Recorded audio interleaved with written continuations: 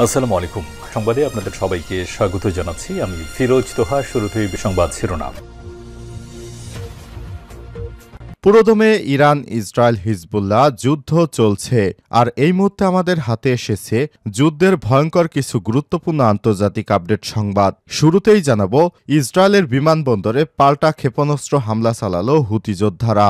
ইয়েমেনের রাজধানী সানায় বিমানবন্দরে হামলার জবাবে ইসরায়েলের বেন গুরিয়ন বিমানবন্দরে ক্ষেপণাস্ত্র হামলা চালিয়েছে দেশটির বিদ্রোহী গোষ্ঠী হুতি যোদ্ধারা। হামলার এই ঘটনায় বেন গুরিয়ন বিমানবন্দরটির কার্যক্রম ৩০ মিনিটের জন্য বন্ধ হয়ে যায়। এরপর জানাবো, পাকিস্তান ও আফগানিস্তানের শীর্ষ নেতাদের বৈঠক। তালিবান নেতারা মঙ্গলবার প্রতিবেশী পাকিস্তানের উচ্চ পর্যায়ের প্রতিনিধি দলের সঙ্গে একটি বৈঠকের আয়োজন করেছে। আর এর ফলে সন্ত্রাসবাদের অভিযোগ প্রায় এক দশক ধরে থমকে থাকা আলোচনা আবার শুরু হলো। জানাবো, এবছর হচ্ছে না বিজিবি এবং বিএসএফ এর মহাপরিচালক পর্যায়ের বৈঠক। বাংলাদেশের সীমান্তরক্ষী বাহিনী, border guard of Bangladesh, BGB এবং ভারতের সীমান্তরক্ষী বাহিনী বিএসএফ এর মহাপরিচালক পর্যায়ের বৈঠক নিয়ে ফের অনিশ্চয়তা তৈরি হয়েছে। গত নভেম্বরে নির্ধারিত বৈঠকটি অক্টোবর মাসে স্থগিত ঘোষণা করা হয়। বৈঠকটি ভারতের রাজধানী নয়াদিল্লিতে অনুষ্ঠিত হওয়ার কথা ছিল। এদিকে তিব্বতে বিশ্বের বৃহত্তম জলবিদ্যুৎ বাঁধ তৈরি করবে চীন। বিপদে ভারত বাংলাদেশ। বিশ্বের বৃহত্তম জলবিদ্যুৎ বাঁধ তৈরি হতে পারে তিব্বতের এমন একটি নির্মাণ কাজের অনুমোদন দিয়েছে চীন। তিব্বত মালভূমির পূর্ব পাশে এক উচ্চাভিলাষী প্রকল্পের কাজ শুরু হতে যাচ্ছে। এই প্রকল্প বাস্তবায়িত হলে নিম্ন প্রবাহে ভারত ও বাংলাদেশের কোটি কোটি মানুষ ক্ষতিগ্রস্ত হতে পারে বলে আশঙ্কা করা হচ্ছে। এবং সর্বশেষ জানাবো, ইমরান খানের ৬০ সমর্থককে পাকিস্তানের সামরিক আদালতের শাস্তি প্রদান। পাকিস্তানের একটি সামরিক আদালত কারারুদ্ধ সাবেক প্রধানমন্ত্রী ইমরান খানের ৬০ জন সমর্থককে সেনা স্থাপনাগুলোতে আক্রমণ চালানোর অভিযোগে ২ থেকে ১০ বছরের কারাদণ্ডে দণ্ডিত করেছে। পাকিস্তান সেনাবাহিনীর মিডিয়া শাখা জানিয়েছে, দোষী সাব্যস্তদের মধ্যে ৭২ বছর বয়সী এই নেতার এক ভাগ্নে এবং ২ জন সাবেক সেনা কর্মকর্তাও রয়েছেন। ইমরান খান ২০২৩ সালের আগস্ট থেকেই কারাগারে বন্দী রয়েছেন। দুর্নীতি, উস্কানি প্রদান এবং সামরিক বাহিনীর বিরুদ্ধে লোকজনকে খেপিয়ে তোলা সহ একাধিক অভিযোগে অভিযুক্ত তিনি। প্রিয় দর্শক, এতক্ষণ শুনছিলেন সংবাদ শিরোনাম, এবারে বিস্তারিত। তবে তার আগে বন্ধুরা, অনুরোধ থাকবে এই সংবাদটিতে একটি লাইক দিন। এই চ্যানেলে আপনি নতুন হয়ে থাকলে আমাদের সংবাদটি দেখতে দেখতে চ্যানেলটি সাবস্ক্রাইব করে রাখুন, যাতে করে বন্ধুরা আমাদের পরবর্তী লেটেস্ট আপডেট সংবাদগুলো সবার আগে আপনার কাছে পৌঁছে যায়। কমেন্ট করে আপনার মূল্যবান মতামত জানিয়ে দিন আপনি বিশ্বের কোন দেশ থেকে বা বাংলাদেশের কোন স্থান থেকে আমাদের সংবাদটি দেখছেন এবং শুনছেন। আর বন্ধুরা, গাজা যুদ্ধে আপনি যদি নিরীহ ফিলিস্তিনিদের ভালোবেসে থাকেন, কমেন্টে ইয়েস লিখে বিশ্ববাসীকে জানিয়ে দিন। এবারে বিস্তারিত।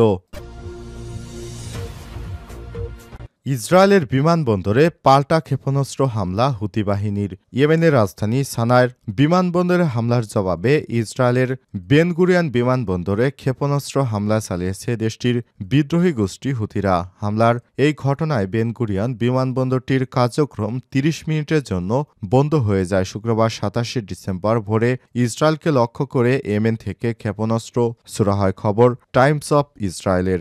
ইসরায়েলের প্রতিরক্ষা বাহিনী জানিয়েছে, ইয়েমেন থেকে একটি ক্ষেপণাস্ত্র হামলা চালানো হয়। এ সময় ইসরায়েল জুড়ে সতর্ক সংকেত বেজে ওঠে এবং লাখ লাখ মানুষ বাংকারে আশ্রয় নেয় এবং বাংকারে আশপাশ কেঁপে ওঠে। টাইমস অফ ইসরায়েলের প্রতিবেদনে বলা হয়েছে, ক্ষেপণাস্ত্র হামলার পর ইসরায়েলের বেন গুরিয়ন বিমানবন্দরে ইউরোপ থেকে আসা ৪টি বিমানকে জরুরি ভিত্তিতে অপেক্ষার জন্য বার্তা পাঠানো হয় এবং বিমানবন্দরের আশপাশে না আসার জন্য নির্দেশনা দেওয়া হয়। যদিও ক্ষেপণাস্ত্র হামলা চালানোর ৩০ মিনিটের মধ্যেই বিমানবন্দরের কার্যক্রম স্বাভাবিক হয়। ইসরায়েলের সামরিক বাহিনীর দাবি, ইয়েমেন থেকে ছোড়া ক্ষেপণাস্ত্রটি ইসরায়েলের আকাশসীমায় প্রবেশ করার আগেই ধ্বংস করা হয়েছে। জরুরি অ্যাম্বুলেন্স সেবা দ্য মেগান ডেভিড আদম জানিয়েছেন, ক্ষেপণাস্ত্র হামলা থেকে বাঁচতে বাংকারে প্রবেশের সময় 18 জন আহত হয়েছে।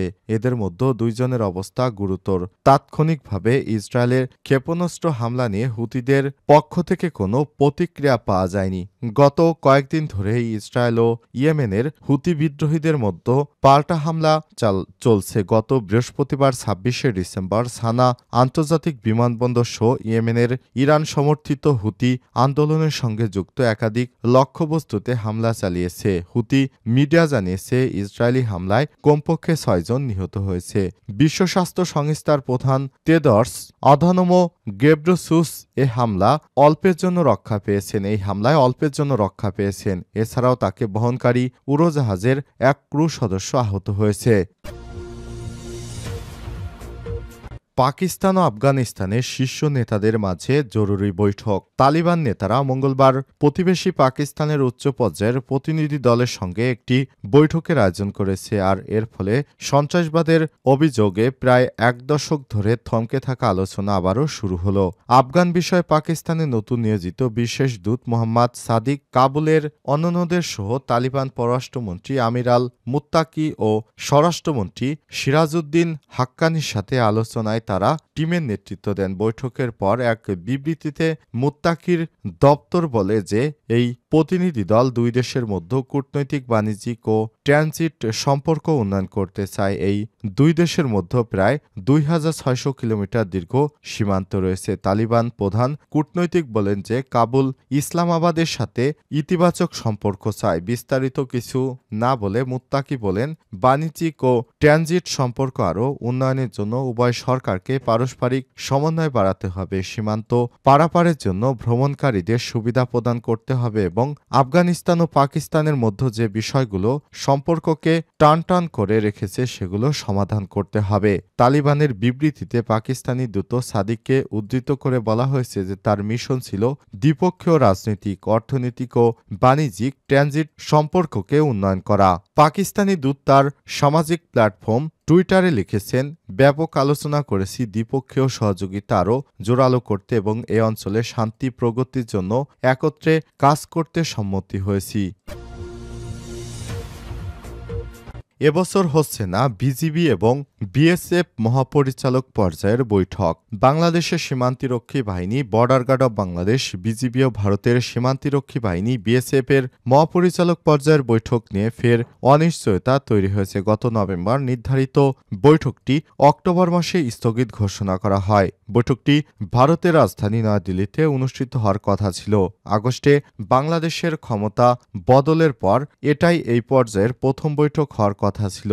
এ সময় ভারতের সংবাদ মাধ্যম পিটিআই জানিয়েছিল, বাংলাদেশের পরিকল্পনায় পরিবর্তনের কারণে বৈঠক স্থগিত করা হয়েছে। এছাড়াও ঢাকার পক্ষ থেকে জানানো হয়, পরবর্তী সময় আলোচনার জন্য দ্রুত তারিখ ঠিক করতে কাজ করছেন তারা। এদিকে শুক্রবার 27শে ডিসেম্বর হিন্দুস্তান টাইমস তাদের এক প্রতিবেদনে জানিয়েছে, চলতি বছরে বিজিবি ও বিএসএফ প্রধানের বৈঠকটি হওয়ার সম্ভাবনা নেই। বিষয়টির সঙ্গে অবহিত বিএসএফ এর এই এক কর্মকর্তা হিন্দুস্তান টাইমসকে এই তথ্য জানিয়েছে। তিব্বতে বিশ্বের বৃহত্তম জলবিদ্যুৎ বাঁধ তৈরি করবে চীন।